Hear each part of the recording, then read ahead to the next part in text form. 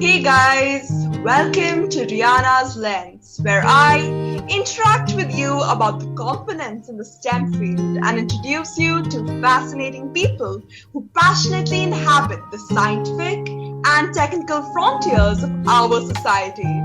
My name is Rihanna Malhotra, and I'm absolutely elated to share this podcast with all of you.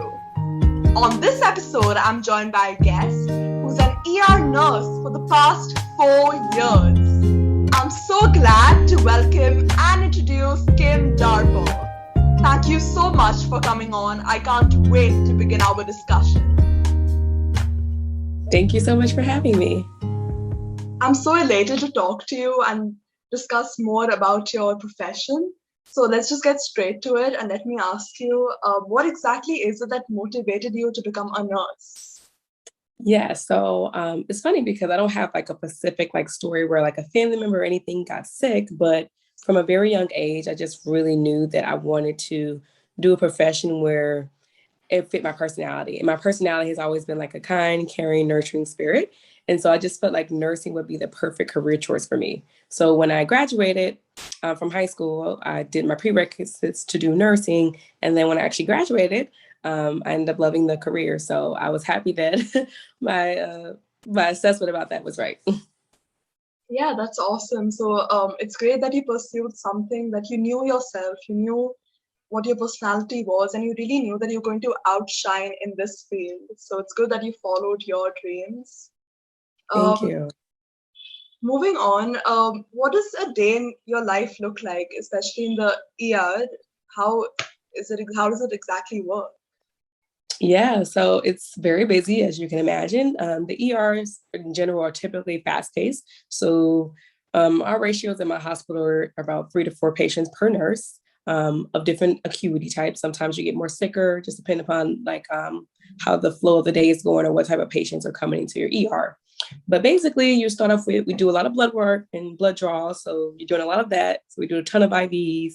You're given lots of medications. And depending upon how sick that patient is, they'll either be admitted to the hospital from your unit, or either they will be discharged if we get them well enough to go home if they're feeling up to that. In terms of like the different tasks we do too as well, sometimes you get, cardiac arrest patients, you'll get STEMI patients, which in that just means that a patient who has possibly a heart blockage or is having like a heart attack. In addition to that, you also have something called cold sepsis, which is very popular in ERs as well. And basically what that means is that we're going to do interventions to help prevent this patient from basically having a blood infection within their bloodstream. And sometimes the patient may not have that going on, but if they have any type of symptoms that could indicate that that could possibly be going on, we would do interventions to help prevent that and basically stop that from happening. Yeah, I'm sure working in the ER must be a great hustle for you. There must Yes, be patients coming in and going out, and especially during COVID, has anything changed for you? Yes. So definitely the volume of the patients have changed. We get a lot more patients during this pandemic now than we did before. And so I feel like all hospitals in general across the country, especially in their ERs, are definitely feeling a little bit overwhelmed. And it is stressful. I feel like nursing in general can be stressful, but it is a little bit more stress just because you just have more patients. There's longer waits, the patients are frustrated, we're frustrated, and different things of that nature. Yeah, I'm sure there must be a lot to deal with during this pandemic. So I really respect all the nurses and doctors that were working really hard during this entire time. Absolutely. I completely agree with you. And what did your educational journey look like to become a nurse? Yeah, so I initially actually started off at a community college when I graduated from high school. And so I started going to Perimeter College, now known as Georgia State. And I was doing prerequisites there to actually get my associate's degree.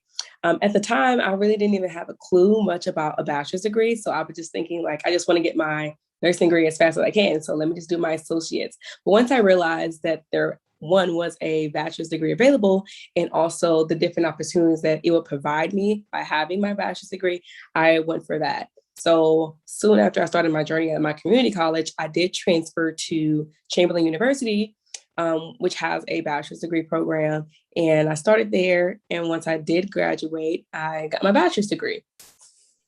Oh, all right. So you always knew that you wanted to become a nurse, like, and you followed the traditional path. So it's really fascinating that since a young age, you always knew that you wanted to become a nurse. As I mentioned before, you knew your aspirations. Right. I definitely did.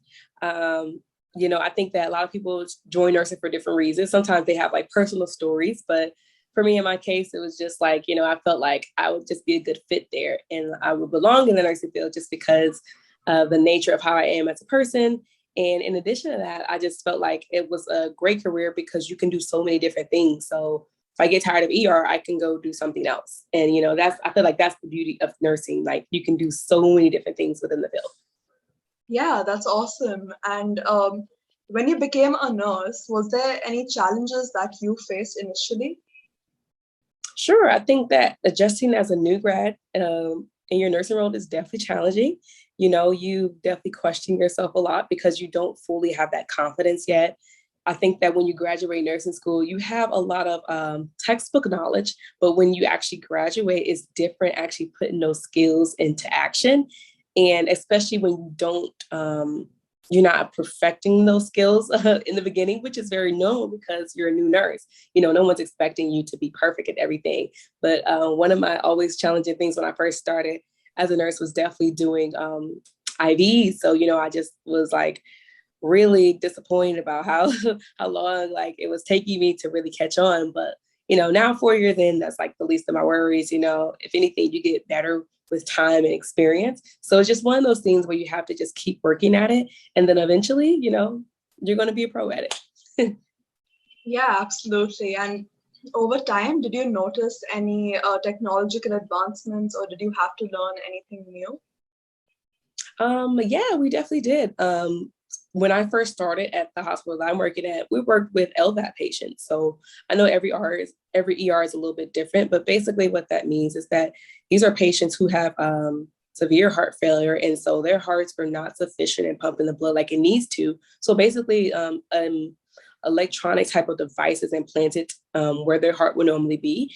And so that's something that I definitely had to get used to learning. And that was a pretty cool technological advancement that they offer patients who, like I said, have severe heart failure. Yeah, this whole journey must be learning for you, like from the start of your university, even now, like who knows, now in the future, there must be new technological advancements that will come in. Yes. And it's exciting to see because a lot of those things are definitely, I feel like a lot of the advancements are helping to make nursing more proficient and most importantly, helping better patient outcomes too. So I'm always on board for advancements that are going to help both the nurses, but also the patients too. Yeah, absolutely. And lastly, is there any advice that you would like to give to anyone that wants to become a nurse out there?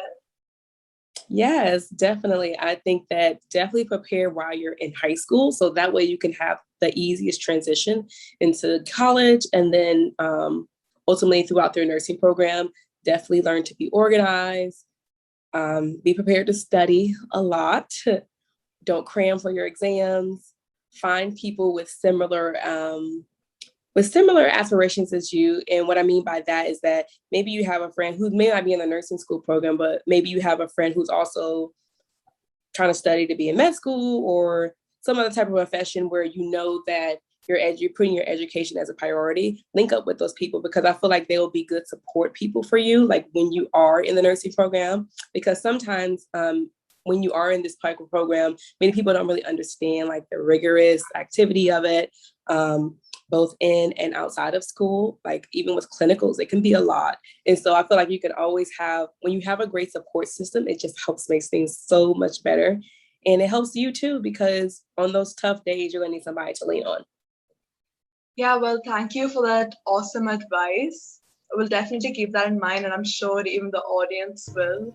So that's it for today. Thank you so much for coming on. I had a really great time discussing this with you and getting your insights and opinions about your journey and your profession and your interests as well. So thank you so much for taking out your time and coming on my podcast. You're very welcome, and thank you so much for having me, and I hope you have a great rest of your day, and I appreciate you for having me on. Of course, thank you so much. And to let all of you know, this podcast is now available on YouTube, Spotify, Apple Podcasts, Google Podcasts, Breaker, and PocketCast. Make sure you subscribe to all platforms and stay tuned for more.